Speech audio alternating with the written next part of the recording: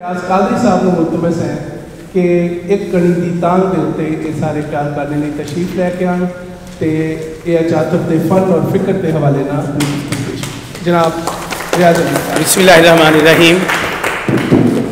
जनाब सदर हल्का अरबाब ज़ौक़ फैसलाबाद मैं सब तो पहले जनाब इलियास घुम्मन साहब को आमद खुश आमदीद आखदा। पंजाबी के आलमी सफीर जिन्होंने पंजाबी वास्ते अपनी जिंदगी वकफ की वो शख्सियत उस हस्ती का नाम इलियास घुम्मन है जिन्हों के किए हुए काम और उन्होंने तखलीकात पूरी दुनिया के तस्लीम की गई। साहत रसाला तो उन्होंने लिखत वो काबिले दाद भी ने सलाहयोग भी ने। यह अचातफ की किताब एक कनी की तांग के बारे मुख्तसर विचार पेश कराँगा मैं। ये अचातफ ने अपनी किताब के जिन्नियां भी नज़मां लिखियां ने वो सारिया नज़मां एक कहानी बयान कर दियां ने, एक कथा ने वक्रे वक्रे उनवाना तो एक वक्रिया वक्रिया नज़मां एक मुकम्मल नैरेटिव बयान कर दियां ने, एक बयानियां कर दियां ने। और इन्हां विच नज़मां कुछ ऐसियां भी सन जिन्हां ते हर एक किताब का नाम रखा जा सकता है। हर नज़म एक मुकम्मल किताब का नाम हो सकती है। हम तो आगाज़ किया तो वो अल्लाह ताला की तारीफ बयान की, उस तो बाद नात शरीफ बयान की तो वो भी दसिया मुहम्मद जी तुसी आए तो जागे पाक सहर आ गई, चुफेरे चानना होया तो होया थे जहालत का। इस तरह की हमद इदा की नात जिहदे पंजाबी की लिखत, पंजाबी के लफ्ज़, पंजाबी की डिक्शन सानूं नज़र आती है। बड़ी निगी, बड़ी प्यारी तो बड़ी सुचज्जी।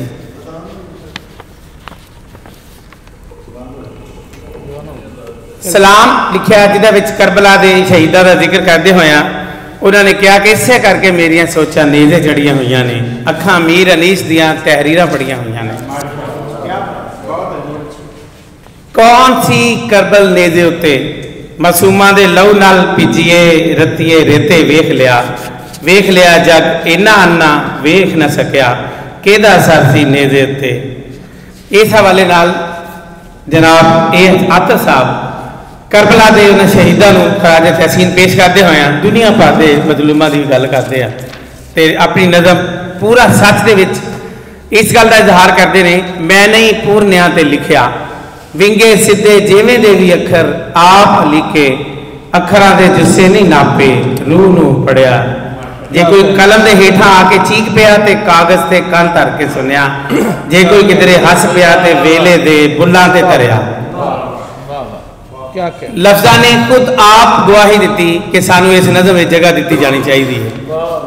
मौजूआत ते थीम्स खुद आतफ के सामने आए, उदियां हत्थां दे तलियां दे विच उदियां किस्मत दियां लीकां बन के चमके ते फिर उन्हें नज़मां का रूप दे के साडे सामने रखे। चेतावनी देंदे होए उन्हें ये नहीं वेख्या कि मेरा कद की है, मेरा बुत की है। उन्हें दुनिया के सब तो बड़े फिरौन भी ललकारिया ते आख्या ठेठ अमन दे ठेकेदारों सुख हयाती दे झांसे विच सड़कों ते पत्थरां दी थां मजलूमां दियां लाशां धर के लुक दी थां ते लहू न छिड़को। ये जी अलामत इस्तेमाल कीतियां उन्हां विच ताकत के बलडोजर जिहड़े सानू अकवाम मुतहदा की करारदादां की शक्ल में नज़र आते हैं। किसी बन्ने उन्हें कहना हेठा दे शहरां दे ना शहर लताड़ो अच्छिया धारियो सिर कुगियां दे आलड़े धर के वावां दे विच जहर न घोलो लाशा नहीं फिर सिर चुकने ने। ये वो लाइन है जिहड़ी कि दुनिया भर के मजलूमां दे अपने बयान है उन्हां दा और इहदे तो दुनिया के लोग डरते पे। पुजन जोग समा निच यादां खोरू पाउंदियां जदों दिल दे वेड़े आ बूहे बेहना मारिया मैं कांधी दित्ती टां। ये चाचा दियां लाइना ये नज़मां पूरा पंजाब जबानी याद कर चुके है। आज सूरत हाल ये है कि किताब छपन तो पहले ही लोगों को जबानी याद हो चुकी है। पूरे पंजाब जिस जगह भी आतफ ये नज़मां सुनाने वास्ते जाता है तो अद्धे तो बहुतियां लाइना वो मजबे में पहलों याद होंदियां ने। इस तरह ये नज़मां साडे पंजाब का निसाब बन चुकियां ने जिहड़े किसी गौरमेंट के उस हुक्म के मुहताज नहीं कि किसी कायदे में या किसी किताब में छापिया जाए। ये लोगों के दिलों से लिखिया हुई नज़मां ने इन्होंने अपना राह आप बनाया। किते आतफ समय को पुछदा है असी ते कड़मे चेतर दे सतरंगे मौसम असी नहीं डिठे असी ते समिया वो हाँ जेड़े जम्मे भी कंडियाली दे उत्ते मोए भी कंडियाली दे उत्ते। आउंदी पलक विच एक ऐसी नज़म है जिहड़ी कि बैन अल अकवामी मंजरनामा पेश करती है। ਅੱਜ ਤੁਸੀਂ ਦੁਨੀਆ ਦੇ ਉਹਨਾਂ ਮੁਲਕਾਂ ਵਿੱਚ ਦੇਖਦੇ ਹੋ ਜਿੱਥੇ ਮਜ਼ਲੂਮਾਂ ਦਾ ਕਤਲ ਹੋ ਰਿਹਾ ਹੈ ਔਰ ਉਹਨਾਂ ਨੂੰ ਮਾਰਿਆ ਜਾ ਰਿਹਾ ਹੈ। ਉਹਦਾ ਜਵਾਬ ਮੈਂ ਆਪਣੇ ਬਾਲਾਂ ਨੂੰ ਲੈ ਕੇ ਗਾਰਾਂ ਵੱਲੇ ਟੁਰ ਚੱਲਿਆ ਵਾਂ। ਜਿਹੜੇ ਮੰਜ਼ਰ ਗੱਭਰੂ ਅੱਖਾਂ ਵੇਖ ਨਾ ਸਕਣ, ਕਿੰਜ ਵੇਖਣਗੇ ਕੋਰੀਆਂ ਅੱਖਾਂ, ਛੋਟੀਆਂ ਛੋਟੀਆਂ ਲਾਂਘਾਂ, ਲਾਸ਼ਾਂ ਟੱਪ ਨਹੀਂ ਸਕਣਾ, ਲਹੂ ਦਾ ਚਿੱਕੜ ਤਰ ਨਹੀਂ ਹੋਣਾ, ਸਾਰੀ ਉਮਰ ਕਪਾਵਾਂ ਚੁਗੀਆਂ, ਲਾਸ਼ਾਂ ਚੁਗਣ ਦਾ ਵੱਲ ਨਹੀਂ ਆਉਣਾ। क्या कहें वाह। ਇਹ ਹੈ ਤਾਕਤ ਤੇਰੇ ਰੰਗ ਦੇ ਵਿੱਚ। ਸਾਨੂੰ ਮੋਹਨ ਸਿੰਘ ਦੀਵਾਨਾ ਦਾ ਮਜ਼ਮੂਨ ਬਿਆਨ ਕਰਦਾ ਹੋਇਆ ਨਜ਼ਰ ਆਉਂਦਾ ਹੈ, ਜਿੱਥੇ ਉਹ ਆਖਦਾ ਹੈ ਕਿ ਮੇਰੀ ਤੇ ਸਮਝ ਕੁਝ ਨਾ ਆਇਆ ਤੇਰਾ ਗੁਰਖ ਦੰਦਾ, ਜੇ ਤੂੰ ਹਰ ਸ਼ੈ ਮਿੱਥੀ ਹੋਈ ਹੈ। ਇਹ ਤਾਕਤ ਦੀਆਂ ਬਹੁਤ ਸਾਰੀਆਂ ਨਜ਼ਮਾਂ ਨੇ ਜਿਨ੍ਹਾਂ ਤੇ ਬਹੁਤ ਲੰਬੀ ਗੁਫ਼ਤਗੂ ਹੋ ਸਕਦੀ ਹੈ, ਲੇਕਿਨ ਇੱਥੇ ਹੋਰ ਵੀ ਬਹੁਤ ਸਾਰੇ ਲੋਕਾਂ ਨੇ ਆਪਣੀ ਗੱਲਬਾਤ ਕਰਨੀ ਹੈ।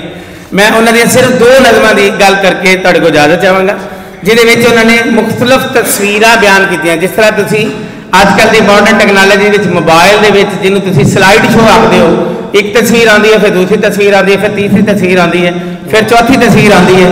ਤੇ ਇਹ ਇੱਕ ਤਰ੍ਹਾਂ ਦੀਆਂ ਨਜ਼ਮਾਂ ਸਾਡੀ ਡਿਜੀਟਲ ਟੈਕਨੋਲੋਜੀ ਨੂੰ ਟੱਚ ਕਰਦੀਆਂ ਹੋਈਆਂ ਨਜ਼ਰ ਆਉਂਦੀਆਂ। ਇਹਦੇ ਵਿੱਚ ਇੱਕ ਨਜ਼ਮ ਪ੍ਰਾਹੁਣੀ ਹੈ ਜਿਹੜੀ ਆਪਣੀ ਧੀ ਦੇ ਬਾਰੇ ਲਿਖੀ ਉਹਨਾਂ ਨੇ, ਔਰ ਉਹਦੇ ਵਿੱਚ 9 ਤਸਵੀਰਾਂ ਪੇਸ਼ ਕੀਤੀਆਂ ਧੀ ਦੀਆਂ। ਪਹਿਲੀ ਤਸਵੀਰ, ਧੀ ਜੰਮੀ ਤੇ ਪਿਓ ਨੇ ਆਪਣੀ ਪੱਗ ਚੋਂ ਮਾਇਆ ਕੱਢੀ। ਧੀ जमी ते प्यो ने अपनी पग चो माया कढ़ी। एक लाइन ये मुकम्मल नज़म भी है, मुकम्मल कहानी भी है, पूरी स्टोरी भी है, एक पूरी तस्वीर भी है। दूसरी तस्वीर, धी ने कुछड़ों पैर लाया वार कंधा ते आई। धी ने कुछड़ों पैर की लाया वार कंधा ते आई। तीसरी नज़म, मंजी फड़ के टुरना सीखिया चिक बूहे ते आई। मंजी फड़ के टुरना सीखिया चिक बूहे ते आई। ते चौथा मंजर, धी गुड्डी दा लहंगा सीता मां ने खे सुनाए। धी गुड्डी दा लहंगा सीता मां ने खे सुनाए। पंजवा मंजर देखो, धी गुड्डी नूं टिक्का लाया मां ने नथ कढ़वाई। धी गुड्डी नूं टिक्का लाया मां ने नथ कढ़वाई।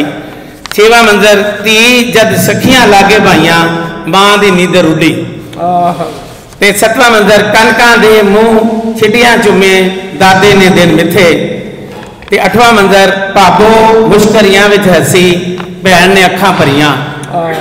ते आखिरी ते नौवां मंजर जिहड़ा है वो सब दे कलेजे नूं हथ पाउंदा है ते लोग दियां दिलां दियां ते रूहां दियां तारां छेड़दा होया भी नजर आउंदा है। वीरे वीरे ने जद डोली पाया कंधा कील ने पाए लिखड़े मां को जाए।